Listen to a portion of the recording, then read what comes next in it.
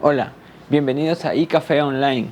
Muchas gracias por estar con nosotros. Esperamos de que cada canción, cada palabra que puedas escuchar sea de mucha bendición para tu vida. Recuerda que puedes escribirnos y interactuar con nosotros a través de los comentarios.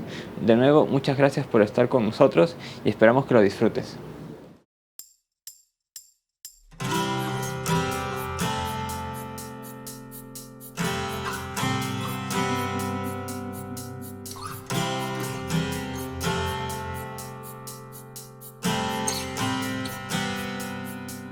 Roto estaba mi corazón, pero tu mano me rescató. Del polvo yo volví a nacer. La salvación en ti encontré. Tu amor no puedo expresar. Te seguiré por la eternidad. En tu gracia caminaré. En libertad siempre viviré. En ti, en ti, en ti soy libre. Sé exaltado, sé exaltado. Tu amor, tu amor, tu amor no se acaba. Oh, oh, oh. Tú vivo estás en mí. No hay nadie en tu lugar. Te necesito, Dios. Eres mi libertad. Oh.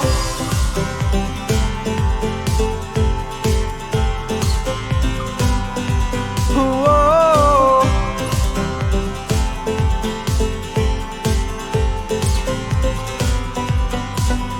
Al pasar por la oscuridad, su luz siempre me guiará. Mis cadenas Jesús rompió, con su mano me rescató. Este mundo terminará, yo seguiré hasta el final. Haz en mí, Dios, tu voluntad.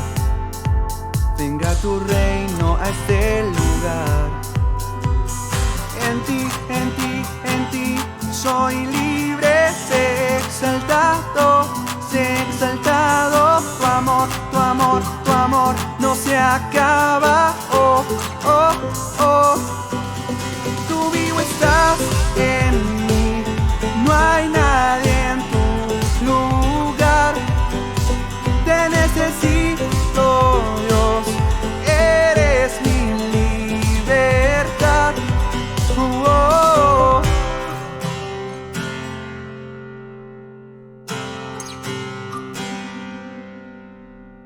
En ti soy libre, sé exaltado. En ti, en ti, en ti soy libre, sé exaltado, sé exaltado. Tu amor, tu amor, tu amor no se acaba. Oh, oh, oh. Tú vivo estás en mí. No hay nadie en tu lugar. Te necesito, Dios. Eres mi libertad. Tú vivo estás en mí. No hay nadie en tu lugar. Te necesito, Dios. Eres mi libertad. Oh, oh.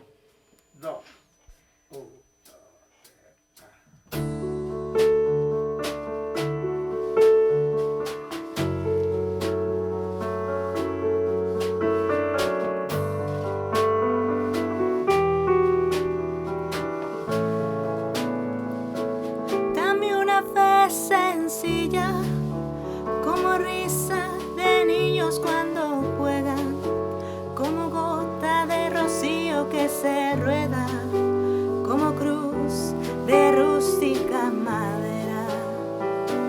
Dame una fe sencilla, que se siente a la mesa de los pobres, que se alegre de alegrar sus corazones y que llore también con sus dolores.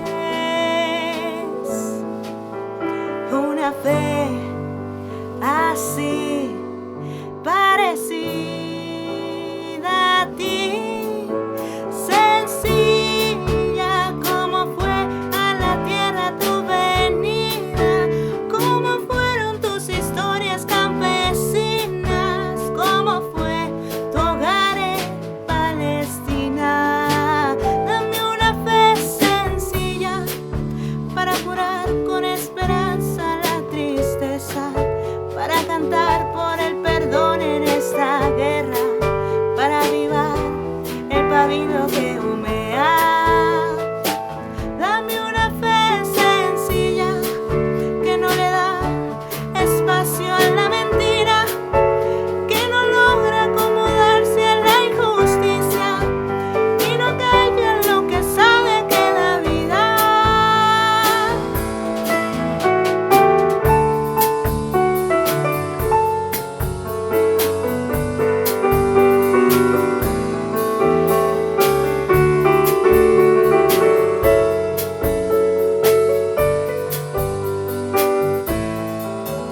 Una fe así, parecida a ti, sencilla como fue a la tierra tu venida, como fueron tus historias campesinas, como fue tu hogar en Palestina.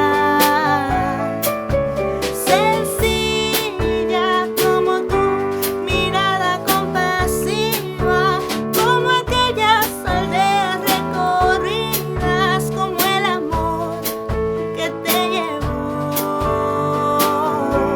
a dar la vida.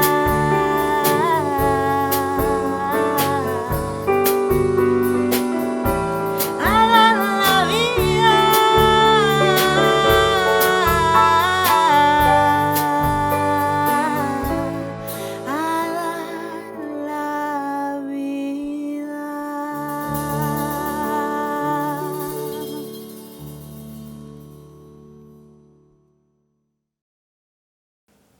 Hola, bienvenidos a nuestra reunión y café online.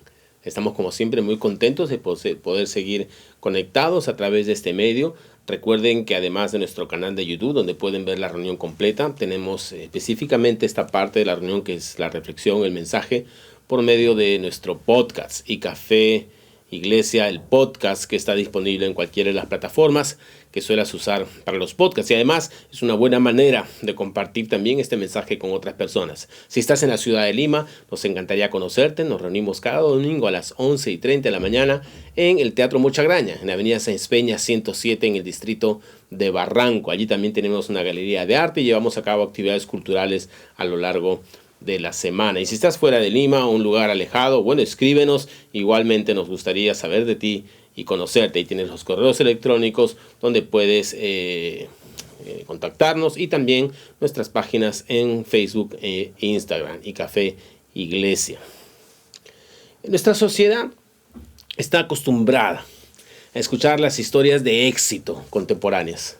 Se hacen documentales sobre estos personajes. YouTube está lleno de videos que nos destacan las habilidades, capacidades de estas personas.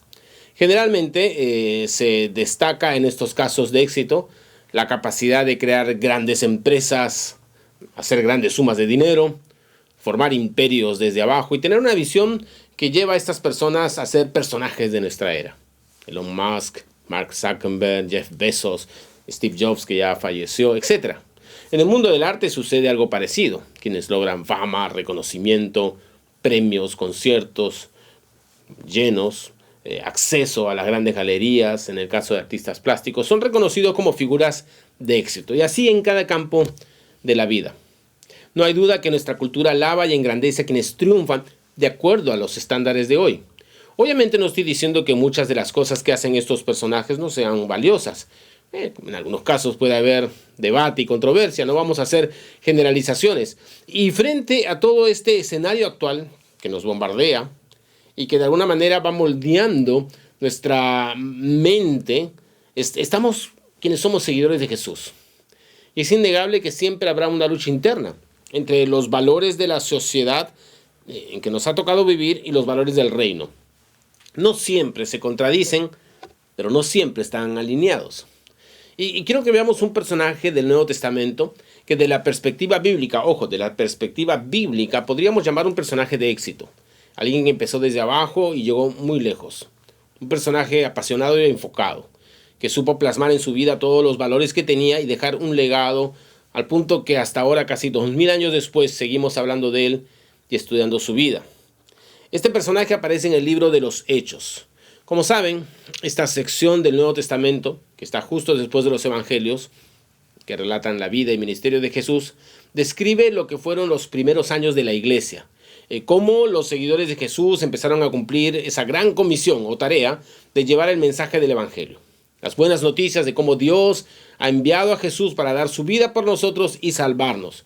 Cómo ahora podemos, por medio de Jesús, acercarnos libremente y confiadamente delante de Dios, no por nuestros propios méritos o justicia, sino por la justicia de Cristo. Suena maravilloso, es maravilloso, pero lamentablemente no sonaba tan maravilloso para los oídos de muchas personas en esos primeros años de la iglesia. Y el primer grupo al cual no le gustaba este mensaje, estas declaraciones, eran los mismos que se opusieron a Jesús y lo llevaron a la cruz. Estamos hablando de la élite religiosa judía. De hecho, sabemos que toda esta primera generación de seguidores, discípulos de Jesús, eran judíos de origen. Eran parte de este pueblo elegido, pueblo que Dios amaba, pueblo al cual Dios se revela y muestra y elige, como lo leemos en el Antiguo Testamento. Pero un pueblo también que distorsionó el mensaje de la ley. Con mucha facilidad se alejaban del corazón de Dios, aunque aparentaban seguir las tradiciones y las leyes. Ya sabemos cómo Jesús le hablaba a estos grupos, fariseos, saduceos, escribas y maestros de la ley. Estos grupos pensaban que con la muerte de Jesús todo esto terminaría y podrían regresar a sus negocios como siempre, como dicen en inglés, business as usual, ¿no? Pero sabemos que estaban muy equivocados, porque a diferencia de lo que ellos pensaban, Jesús no fue asesinado. Él dio su vida libremente. Era parte de su plan. De hecho, lo había anticipado y aún sus discípulos no terminaban de entenderlo. Y por eso cuando Jesús resucita de los muertos, esta élite religiosa trata de tapar esta realidad de mil maneras. Pero había muchos testigos, muchas evidencias. Jesús mismo se aparece a sus seguidores y allí es donde les anuncia la llegada del Espíritu Santo que les capacitaría para llevar a cabo la misión que Él les encomendaba. Y Él, Jesús, iría a la diestra del Padre, prometiendo regresar nuevamente. De hecho, la semana pasada en el calendario litúrgico de la iglesia, de la cristiandad en general, se celebró este hecho, este momento llamado Pentecostés, la llegada del Espíritu Santo prometido a la iglesia. Entonces, en el libro de los Hechos, vemos a los discípulos tomar el encargo de Jesús, fortalecidos por el Espíritu Santo prometido, el mismo Espíritu Santo que nos fortalece hoy, a nosotros. Y los vemos a estos discípulos enfrentarse a esa oposición creciente de parte de los religiosos judíos. Después vendría la oposición de los romanos, pero al comienzo es la oposición de la élite religiosa judía. A pesar de esta oposición creciente de los religiosos, el Evangelio era anunciado en Jerusalén. Allí se habían concentrado los discípulos. Tenía sentido, porque era el corazón del judaísmo. Allí estaban además los testigos de la resurrección de Jesús. Estaba en el templo judío, que además se convirtió en el lugar de concentración para los seguidores de Jesús. No piensen que entraban al templo para llevar a cabo los rituales de la fe judía. No, eso ya no era necesario, porque Jesús había dado su vida como el sacrificio máximo, pero usaban las inmediaciones del templo, el famoso patio exterior, como punto de reunión, un lugar de anuncio. ¿Por qué? Porque allí estaban los judíos que además esperaban al Mesías. Y el anuncio era que ese Mesías era Jesús, quien había muerto en la cruz, pero que había resucitado de los muertos. En Hechos 5, versículo 42, se describe muy bien este escenario. Mira lo que dice. Cada día, en el templo y casa por casa, seguían enseñando y predicando este mensaje. Jesús es el Mesías. Jesús es el Mesías. Es en este contexto que la iglesia empieza a crecer. Y como todo grupo humano, compuesto de personas de carne y hueso, imperfectas, empiezan algunos problemas culturales. Habían entre el grupo de los nuevos discípulos los que habían vivido y crecido toda su vida en Jerusalén y las ciudades que estaban a sus alrededores, toda la zona de Israel, Palestina. Habían sido vividos judíos toda su vida allí y obviamente hablaban hebreo y arameo. Y luego estaban aquellos judíos que en algún momento habían sido llevados a la fuerza a otros lugares, la famosa diáspora, y ya cuando regresaron en algún momento hablaban otro idioma, básicamente el griego, que era uno de los idiomas dominantes de entonces.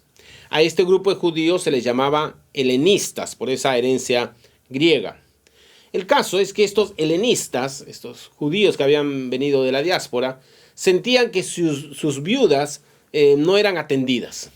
Ya sabemos que en la fe judía, y esto continúa luego en el cristianismo, la ayuda a los necesitados y entre ese grupo a las viudas era muy importante. No se les debía dejar desamparadas. No vamos a entrar aquí en argumentos sobre por qué se dio este descuido, si fue solamente algo cultural, organizativo, si alguna forma de discriminación, múltiples factores posiblemente. El caso es que los apóstoles se dan cuenta que se requiere dedicación intensa para atenderlas. Y ellos, los apóstoles, querían mantenerse enfocados en sus labores de enseñanza de la palabra y la oración. Y entonces surge la idea de asignarle esta tarea a un grupo en particular, un grupo de personas muy particulares. Y buscaron a 7 personas que tuvieran estas características. Está en Hechos 6:3. Mira lo que dice. Por lo tanto, hermanos, dicen los apóstoles, escojan a 7 hombres que sean muy respetados, que estén llenos del espíritu y de sabiduría. A ellos les daremos esa responsabilidad. Y encabezando esta lista aparece nuestro personaje. Ya llegamos por fin al personaje. Esteban. Esteban empieza con una tarea administrativa, pero que requería de una gran sensibilidad, de empatía, de amor, porque se trataba de ayudar a las viudas con sus necesidades. La descripción de Esteban y de este grupo de personas es muy interesante. Primero dice que sean muy respetados. Otras versiones dicen de confianza. Y muchas traducciones van más directamente al término original que habla de testimonio. Un testigo. De allí la famosa frase que se usa en las iglesias, ¿no? Ese hermano es de buen testimonio. Ese otro no. Pero este hermano es de buen testimonio. ¿Qué significa eso? Ya sabemos que la fe cristiana no se queda en lo superficial. Así que no se trata solo de los actos externos que pueden ser engañosos. Ya lo veíamos hace algunas semanas con Nicolás Tranchini cuando nos hablaba de los cambios profundos del corazón y no solo de las conductas externas. De tal manera que tener buen testimonio no se trata solo de mostrar ciertas conductas que son buenas y valiosas, sino que va más allá. Tiene que ver con una experiencia real y profunda con Dios que impacta la vida, transforma el corazón y que es luego expresada en todos los actos de nuestra existencia. Este testimonio tiene que ver con una experiencia real y profunda con Dios que impacta la vida, transforma el corazón y que es luego expresada en todos los actos de nuestra existencia. Esteban tenía buen testimonio. Y si algo debemos poner como fundamento en nuestra vida es esa experiencia, ese encuentro con Dios que transforma y que nos permite sobre eso construir todo lo demás. El buen testimonio no es nunca equivocarse, no es nunca cometer errores o incluso pecados, es siempre regresar a la fuente de la gracia y dejar que Dios siga cambiando, transformando el corazón. Y esto solo es posible por la acción del Espíritu Santo en nuestras vidas. Por eso luego de decir que eran respetables, que eran de buen testimonio, dice que eran llenos del Espíritu Santo. Porque no se trata de fuerza de voluntad, de un tremendo poder personal para hacer bien las cosas. Se trata de dejar que el Espíritu de Dios trabaje en nosotros y ser constantemente llenos de Él, permitiéndole trabajar en nuestras vidas. Porque es el Espíritu Santo, es el que nos permite entender la palabra de Dios. Es el Espíritu Santo el que nos permite sensibilizarnos al corazón de Dios. Es el Espíritu Santo el que nos permite ser conscientes de nuestras faltas y pecados y arrepentirnos y llenarnos además de gozo y paz aún en medio de las pruebas y dificultades. Y vaya si Esteban va a experimentar pruebas. Y finalmente dice en esta descripción, sabiduría. Que no es solo conocimiento, que mucha gente lo tiene, sino la capacidad de aplicar ese conocimiento a la vida de manera adecuada. Y esa sabiduría viene de lo alto. Y como para hacer énfasis en el calibre de este grupo, y sobre todo de Esteban, empieza luego Hechos 6:5 a nombrarlos uno a uno. Mira lo que dice. A todos les gustó la idea que habían dado los apóstoles, y eligieron a Esteban, un hombre lleno de fe y del Espíritu Santo, a Felipe, a Prócoro, a Nicanor, a Timón, a Permeneas, a Nicolás de Antioquía, quien anteriormente se había convertido a la fe judía. Le añade un plus a Esteban, ¿no? Porque cuando ya nombra uno por uno y empieza por Esteban, nombra algo más, que era un hombre lleno de fe, convicciones profundas, una fe que estaba puesta en Jesús, el Mesías, no en sí mismo, no en sus capacidades, una fe puesta en Jesús. No sé ustedes, pero yo me siento desafiado, porque esta descripción es muy diferente a las descripciones humanas que solemos hacer o a los estándares que solemos exigir. ¿Cuántas veces nosotros privilegiamos el conocimiento sobre la sabiduría? El poder, dinero o influencia sobre ser respetables o de buen testimonio. Las habilidades sobre una vida llena del Espíritu de Dios. Así que este es un desafío. El hecho es que la iglesia siguió creciendo. El número de creyentes dice que aumentó en gran manera en Jerusalén, donde estaban allí concentrados. Incluso entre algunos sacerdotes y levitas que escuchaban el mensaje de Jesús. No se nos dice cuánto tiempo ha pasado exactamente, porque ustedes saben que los versículos están allí seguidos, pero puede haber lapsos de tiempo. Las cosas no son de un día para otro, pero la iglesia va creciendo, dice. Y pronto, unos versos más adelante, encontramos nuevamente a Esteban. Esteban, aquel que lo dejamos sirviendo las mesas, ayudando a las viudas, desarrollando un ministerio de ayuda que le permitía a los apóstoles concentrarse en sus tareas, en su llamado. Pero ahora vemos a Esteban desarrollando más su ministerio. Y Lucas, el historiador que escribe el relato del libro de los Hechos, nos da más datos sobre Esteban cuando vuelve a aparecer en escena. Hechos 6, ahora versículo 8, dice: Esteban, un hombre lleno de la gracia y del poder de Dios, hacía señales y milagros asombrosos entre la gente. Lleno de la gracia y el poder de Dios. ¡Qué descripción! Totalmente consecuente y fruto de todo lo que habíamos visto en él antes. Y tú y yo necesitamos ser llenos de la gracia y el poder de Dios cada día. Son tiempos difíciles, no como los de Esteban, pero seguimos enfrentándonos a una cultura que va en dirección contraria a los valores de la fe. La única manera de navegarla es estando llenos de la gracia y el poder de Dios. Y como suele pasar, y la iglesia experimentó constantemente, lo que ahora nos llena a nosotros de desafío y ánimo para imitar estas vidas que Dios levantó como la de Esteban, a ellos, a los religiosos judíos, los llenaba de amargura, de deseos de discutir y argumentar y pelear. Leamos los siguientes versos para que veamos lo que ocurre. Hechos 6, 9 al 15, mira lo que dice. Cierto día, unos hombres de la sinagoga de los esclavos liberados, así la llamaban, comenzaron a debatir con él, con Esteban. Eran judíos de Cirene, Alejandría, Cilicia y de la provincia de Asia. Ninguno de ellos podía hacerle frente a la sabiduría y al espíritu con que hablaba Esteban. Entonces persuadieron a unos hombres para que dijeran mentiras acerca de Esteban. Ellos declararon: nosotros lo hemos oído blasfemar contra Moisés y hasta contra Dios. Esto provocó a la gente, a los ancianos y a los maestros de la ley religiosa. Así que arrestaron a Esteban y lo llevaron ante el Concilio Supremo. Los testigos mentirosos dijeron: este hombre siempre habla contra el Santo Templo y contra la ley de Moisés. Lo hemos oído decir que ese tal Jesús de Nazaret destruirá el templo y cambiará las costumbres que Moisés nos transmitió. En ese momento, todos los del Concilio Supremo fijaron la mirada en Esteban, porque su cara comenzó a brillar como la de un ángel. Qué interesante esta historia. Empezaron a debatir con él, a discutir, a argumentar. Y no se trata de que Esteban pisó el palito y se metió en la pelea, pero como era super capo, los revolcó con sus argumentos, con su coeficiente intelectual. No estoy diciendo que Esteban no era inteligente, seguro que era muy inteligente. Pero dice que ninguno de ellos podía hacerle frente a la sabiduría y al espíritu con que hablaba Esteban. ¿Recuerdas la sabiduría que estaba entre las cualidades de Esteban cuando fue elegido para atender las mesas? La sabiduría que Dios nos ofrece y otorga nos ayuda en cada situación de la vida, incluso en las situaciones límites como esta. Y el espíritu, dice, con que hablaba. No era el Esteban mejor argumentador, era Esteban lleno del Espíritu de Dios. Es decir, hablaba de parte de Dios. Eso incluye, obviamente, el conocimiento de la palabra, pero también incluye la actitud, el carácter, el corazón, la vida misma que habla y que Dios respalda.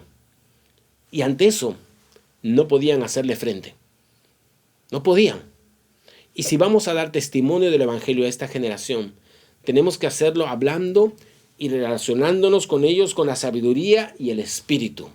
Recordar que hablamos de parte de Dios. La autoridad no vendrá solo de mejores argumentos y razones, que es bueno tenerlas, sino de una vida donde la sabiduría y el Espíritu de Dios están presentes. En el libro de los Hechos vemos muchas cosas milagrosas. Y una aquí es que eso que es eminentemente espiritual y que de hecho puede impactar la vida de los que nos rodean, puede pasarle en el plano espiritual interno a cada uno. Aquí se hizo algo físicamente visible. Dice que todos los del Concilio Supremo fijaron la mirada en Esteban porque su cara comenzó a brillar como la de un ángel. No es el brillo de Esteban, es Dios mismo que ilumina su vida, de la misma manera que Dios ilumina nuestras vidas, iluminándonos para brillar con su luz. Lo dejaron hablar a Esteban.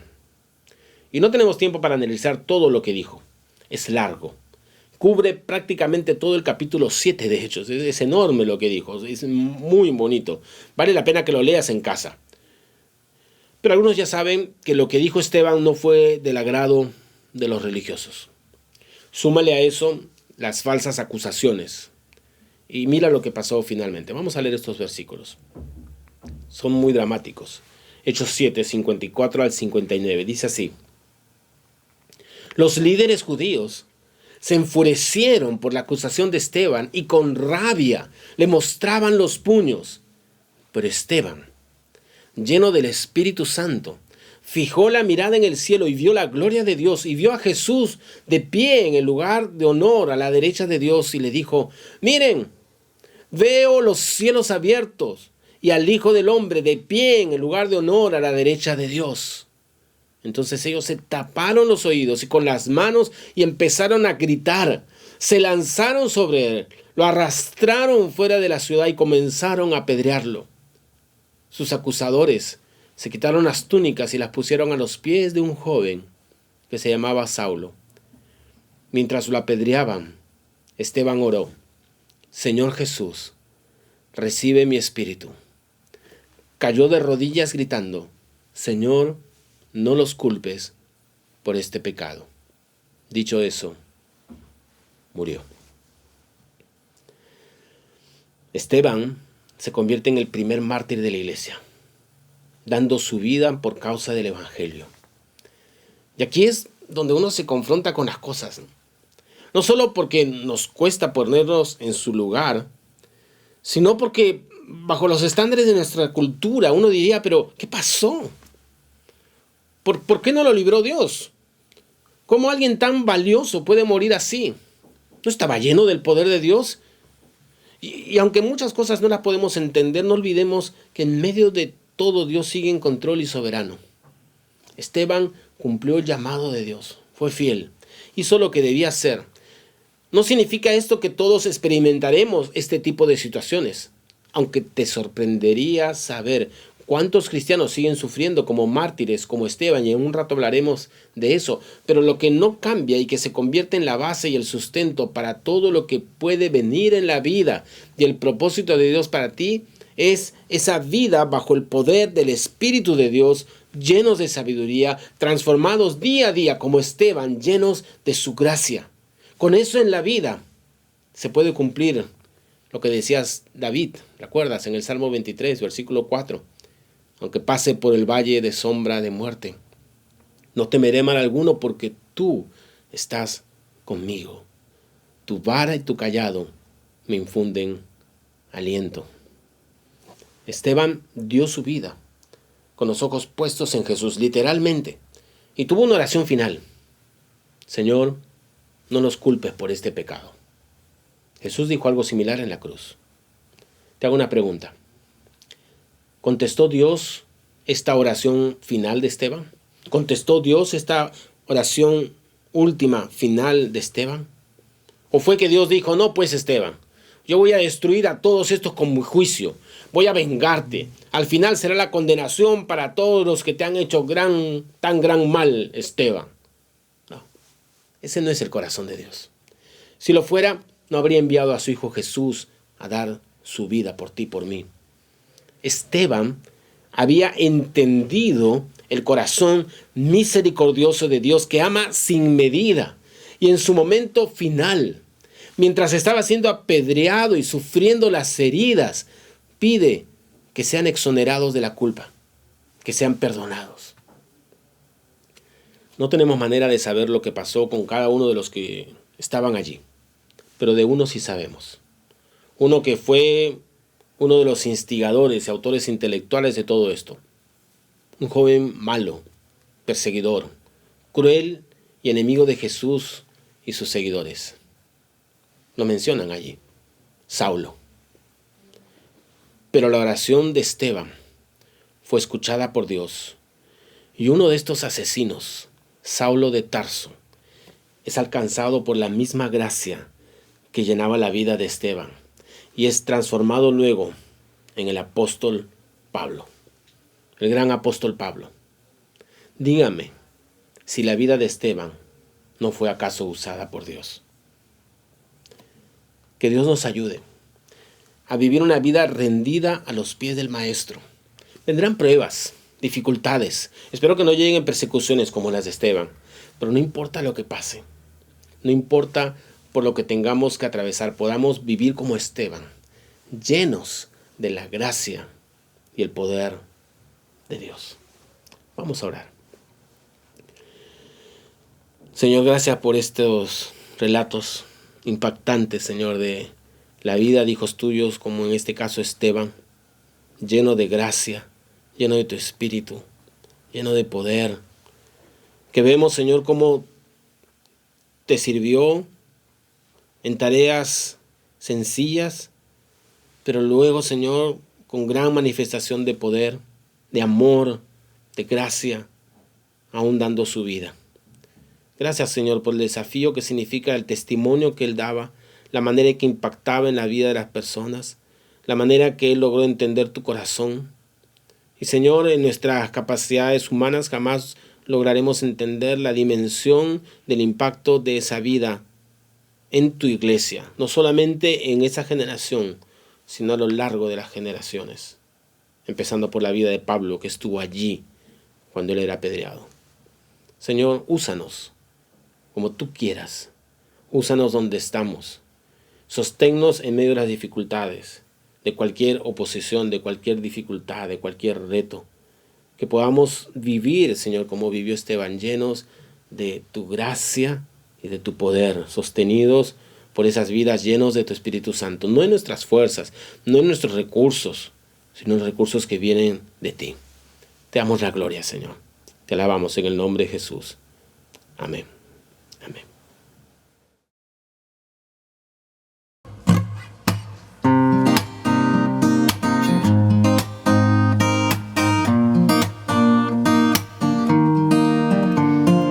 Tú ves mi anhelo, es mi corazón. Vengo a rendir mi vida ante ti. Libre y perdonado, sigo adelante con lo que tú tienes para mí. Sé que tú estás conmigo cada mañana al despertar. Tú estás a mi lado y no pienso rendirme jamás mientras tenga vida. Durante el tiempo que la tierra esté, mientras en mí quede aliento, para ti yo quiero vivir. Quiero vivir.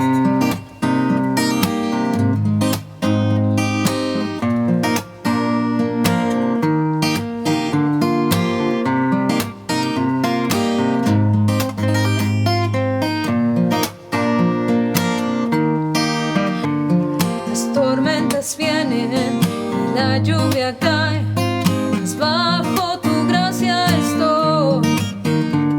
Mis pies en la roca, firme en tu palabra, en tus promesas seguro estoy. Sé que tú estás conmigo cada mañana al despertar. Tú estás